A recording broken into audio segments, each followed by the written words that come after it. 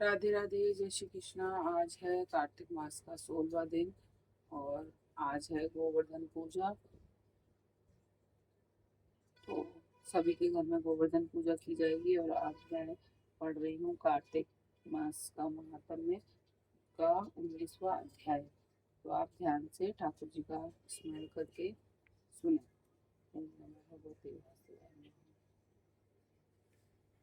19वां अध्याय। राजा पृथु ने कहा, हे देवर्षि, अब आप यह कहिए कि भगवान विष्णु ने वहां जाकर क्या किया तथा जलंधर की पत्नी का पतिव्रत कैसे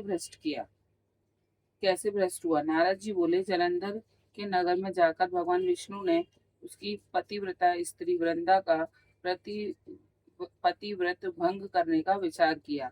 वह उसके नगर में एक उद्यान में जाकर ठहर गए और रात में उसको स्वप्न दिया। वह उनकी माया और अद्भुत कार्य पद्धति थी। और फिर उनकी माया द्वारा जलंधर की पत्नी पतिव्रता वृंदा ने रात में यह स्वप्न देखा कि उसका पति नग्न होकर सिर पर तेल लगाए महिष पर चढ़ा है। वह काले रंग के फूलों की माला पहने हुए है तथा उसके चहु ओर हिंसक जीव हैं। वह सिर मुड़ाए हुए अंधकार में दक्षिण दिशा की ओर जा रहा है।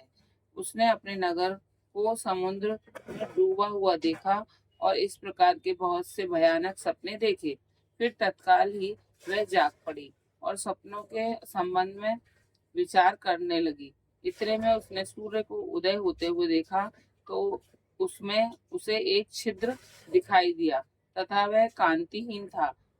इसे उसने अनिष्ट जाना। वह भयभीत होकर रोने लगी। वह छज्जे पर गई, अटारी पर चढ़ी, भूमि पर उतरी, मगर उसको कहीं पर भी शांति प्राप्त न हुई। फिर वह अपनी लेकर उपवन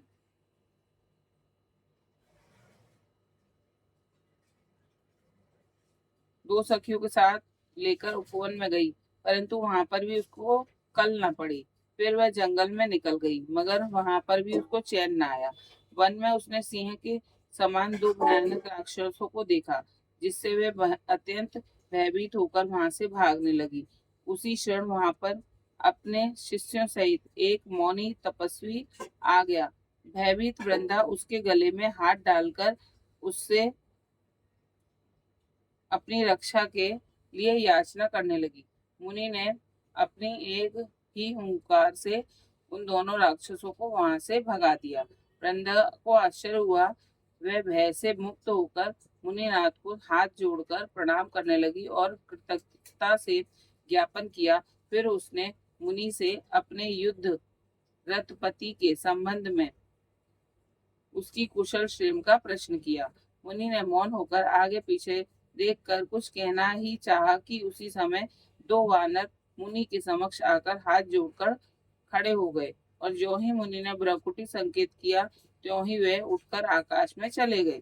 फिर जलंधर का सिर व धड़ लेकर मुनि के पास आ गए। तब वृंदा अपने पति को मृत हुआ जानकर मूर्छित होकर पृथ्वी पर गिर पड़ी और अनेक प्रकार के वचन कहकर दारुण विलाप करने लगी। पश्चात उसने उस मुनि से पूछा, हे कृपानिधि, आप मेरे पति को जीवित कर दीजिए। पतिव्रता परायण दैत्य पत्नी दे ऐसा कहकर दुख की श्वासों को छोड़ती हुई मुनीश्वर के चरणों में गिर पड़ी। तब मुनीश्वर ने कहा, वह शिव जी द्वारा युद्ध में मारा गया है, अतः जीवित नहीं हो सकता, क्योंकि जिसे भगवान शंकर मार देते हैं वह कदापि जीवित नहीं हो सकता। परंतु शरणागत की रक्षा सनातन धर्म है, अतः मैं कृपा कर इसे जिलाए देता हूँ। नारद जी कहते हैं कि वह मुनि साक्षात विष्णु ही थे, जिन्होंने की यह सब माया फैला रखी थी। वे वृंदा के पति को जीवित करके अंतर ध्यान हो गए। जलंधर ने उठकर वृंदा को आलिंगन किया और उसका मुख चूमा। वृंदा भी पति को जीवित हुआ देखकर अत्यंत हर्षित हुई और अब तक हुई सब बातों को स्वप्न समझा। पश्चात वृंदा सकाम हो बहुत दिन तक उसी वन में अपने पति के साथ विहार करती रही। फिर एक दिन उसने सूरत एवं संभोग काल के अंत में भगवान विष्णु को पहचान लिया, अतः उन्हें ताड़ित करती हुई बोली, हे हे पराई स्त्री से गमन करने वाले विष्णु, तुम्हारे शील को धिक्कार है। मैंने जान लिया है कि वह मायावी तपस्वी तुम ही थे। हे राजन, ऐसा कहकर परम क्रुद्ध ही पतिव्रता वृंदा ने अपने तेज को प्रकट करते हुए शाप दिया।